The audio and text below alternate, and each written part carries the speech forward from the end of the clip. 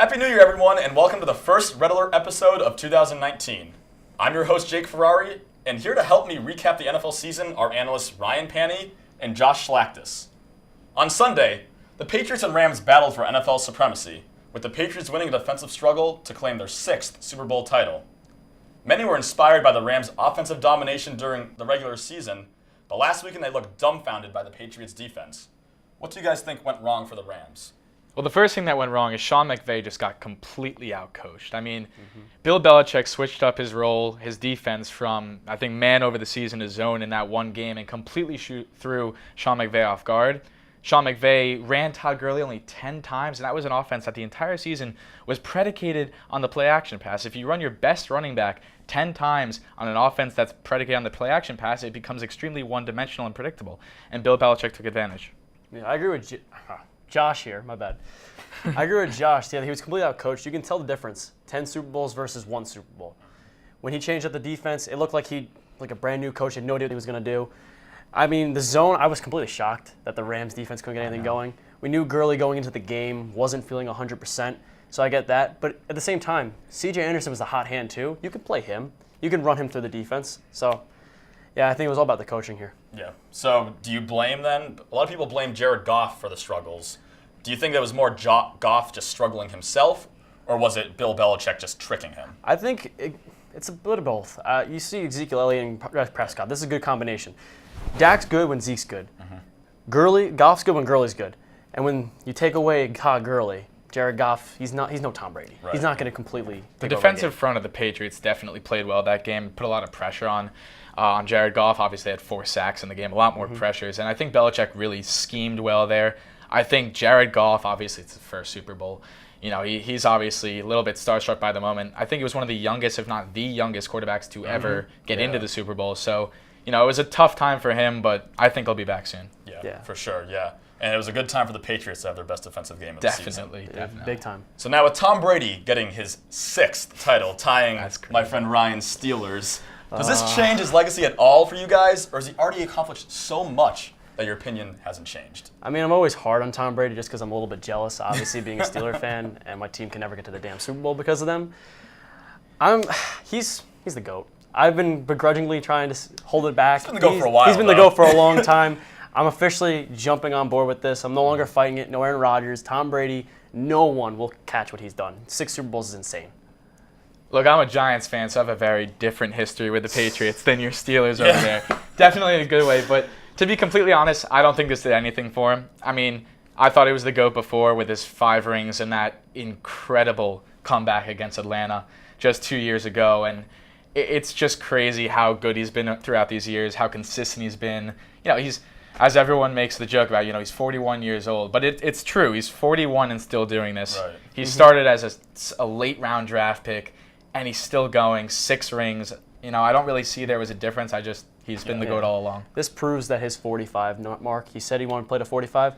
I was skeptical about it. I have strong feelings that he'll be able to do it. I think there's a chance, Yeah, and he didn't have a great game last week. For his standards, his standards, yeah. But once again, on the biggest stage in the 4th quarter, he made the throws when he had to, and as a result, they won the Super Bowl. Exactly. So the Patriots' run of success since 2001 is unprecedented, not only in the NFL, but across sports in general.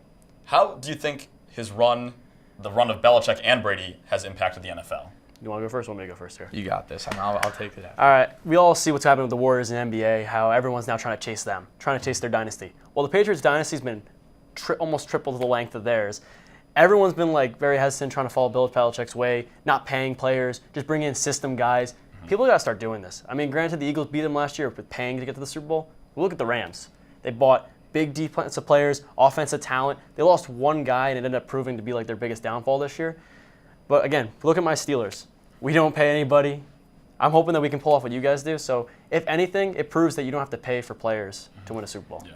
I mean, I think it just proves 2 things. Number one, the most important parts of a franchise, although we've obviously talked about this, we've known this, but I think this just shows it even more. The quarterback and the coach, just having a quarterback and the right quarterback that fits into the right system played by the coach. And I think having those 2 things together is almost invaluable in this league. Look what we're starting to see with Andrew Luck, who we'll get to later, with Frank Reich.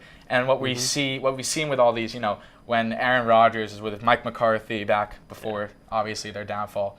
And the other thing would be that taking a QB, taking a pay cut's probably one of the most valuable things you could do for your team. Tom Brady has not been the super, Aaron Rodgers money, top 6 quarterback money. The top 6 paid quarterbacks in the NFL, none of them made the playoffs. Nope, not at all. Tom Brady goes to the Super Bowl year in and year out, and he could be asking for $30 million a year right now, but he's not, and that's why they're there. Yeah. I think there's a notion calling someone a system quarterback, it's like a negative thing. No. But every team has a system. Every coach has a system. Not every guy can succeed in that system. And Tom Brady has done that for longer than any quarterback has ever done before. All right. So now we're moving on to the lightning round to recap the NFL season as a whole. First, which surprise team impressed you more, the Bears or the Colts? I'm going with the Bears, and I love the Colts, but the Bears zigged when everyone else zagged. The Bears focused on running and defense, and that's what got them the 13 wins. Classic smash. Yep. I'm against him. I'm going with the Colts here. I always believed in Andrew Luck. I think he's a great quarterback, probably one of the greatest ever by the time his career ends. But what shocked me the most was their defense. This is a team that never had talent around Andrew Luck. It was just really him guiding the team to the playoffs. And when you lost him, you kind of saw they needed to bring pieces in. Got Darius Leonard. They're going out. They're going to try to get big pieces. So I think the Colts, they surprised me the most. Yep. All right, Le'Veon Bell, the big drama of this NFL season. Where is he going? I'd love to say the Steelers, but we all know that's not happening. I'm actually going with Houston here. I mean, they got Lamar Miller, but he's underachieving this whole time in his career. I don't find him as a highlight running back. I mean, they got the pieces. Their defense is always really good. And now they got Watson at the quarterback position, plus Hopkins. And if Will Fuller can stay healthy, be big. Bringing a guy like Le'Veon Bell to run with that team, that'd be insane. And I think they needed to run against guys like the Colts in the NFC South. I'm not going to lie, I was going to say Houston, but I think I was going to say Houston. Really? I think they need Le'Veon Bell to take original. it from Deshaun Watson and the O-line. If I'm going to go with another team here, though, although I do favor Houston, part of me, even though it's kind of not a flashy team, I would like to see what he can do with Jameis Winston in Tampa Bay, see how they work together. Obviously their running game's in a little bit of a mess right now. You got Mike Evans, you got a couple other wide receivers, you got O.J. Howard. It could be a powerful offense if Jameis Winston can stop having to throw the ball every time, have a ton of interceptions. So having Lev Bell there could actually be really interesting. Yeah. Yes. All right, so now the Giants. Who's their quarterback going to be? They got Eli Manning. They're still holding on to that. The rival Jets, the team that plays in the same stadium, it seems like they got their quarterback of the future. What are the Giants going to do? Eli Manning this season. And not because I like Eli. Trust me, he's over. But here's the thing. Jake Fromm and Tua Tagovailoa are just 1 year away. I don't want to turn into a team like the Titans, like the Bucks, like the Jaguars, who draft a quarterback too early, don't really love him, and just kind of fall out in a few years. I want to get Jake Fromm or Tua the next year, draft an O-lineman or a defensive lineman this year, shore up the defense, and when Jake Fromm and Tua come around, those two guys I think could be generational, pounce there. I agree with you not drafting quarterback. They're not that good this year. But my thing is going with a trade. And we all know what's happening over in Oakland/Vegas or wherever the hell they're going to be playing. Gruden doesn't want the players that were good there a couple of years ago there anymore. So Derek Carr thinks on the market. I think the Giants can go get him. I know, granted, he hasn't been playing up to par, but look at his talent around him. You put him with Saquon, Odell, even Evan Ingram. Sterling Shepard. Those guys. Sterling Shepard. Don't sleep on that guy either. In a big city like New York, I think he could be a big difference for the Giants next year. I think that should be the move. Yeah. Tough call there. I wouldn't be against that either, but Jake Fromm, watch out. Tank for Jake. All right. Last, give me a bold prediction for the NFL offseason. What's going to happen? I'm going to go with the draft here. Everyone's talking about the Cardinals going to get Nick Bosa. I think they move back. I don't think they need to go get him. I'm feeling they've been talking about Kyler Murray. I don't see that either. I see them looking for a quarterback. I think they trade away that number one pick because a lot of teams grasping for Nick Bosa. Right. Move back in the draft, pick up some more draft picks, maybe sign a player, and then sign whoever you can later on. I think the Niners might move up, 1 to 2 maybe switch, and get Nick Bosa. Nick Foles on the Eagles is going to be, I don't know whether it's going to be traded or signing. Looking right now, it's going to be probably a trade to the Jacksonville Jaguars. And with Nick Foles on the Jacksonville Jaguars, there are going to be 4 teams in that division that are going to win 7 games at least.